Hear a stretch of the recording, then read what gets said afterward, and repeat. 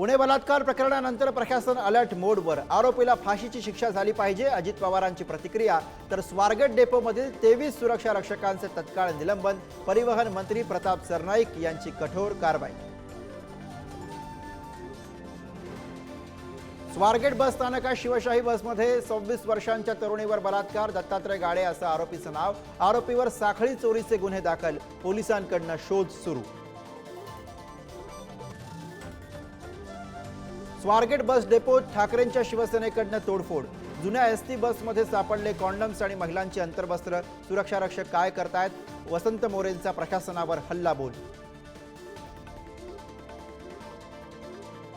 संतोष देशमुख प्रकरणात उज्ज्वल निकम सरकारी वकील, बीडच्या मस्साजोग ग्रामस्थांचं अन्नत्याग आंदोलन तात्पुरतं स्थगित, न्याय न मिळाल्यास पुढाऱ्यांसाठी गाव बंद करण्याचा इशारा. त्र्यंबकेश्वर मंदिरातील सिने अभिनेत्री प्राजक्ता माळीचा कार्यक्रम रद्द, प्राजक्तानं स्वतःच कार्यक्रमाकडे पाठ फिरवल्यानं वादावर पडदा.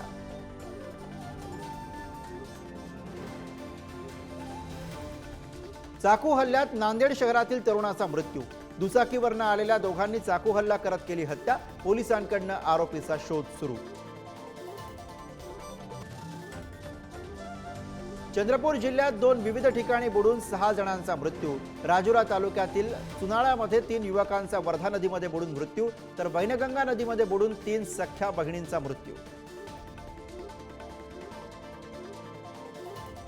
महाशिवरात्री निमित्त 12 ज्योतिर्लिंगावर भक्तांची अलोट गर्दी, देशभरातील शिवमंदिरांमध्ये हर हर महादेवचा जयघोष, भक्तांकडून शिवलिंगाला अभिषेक.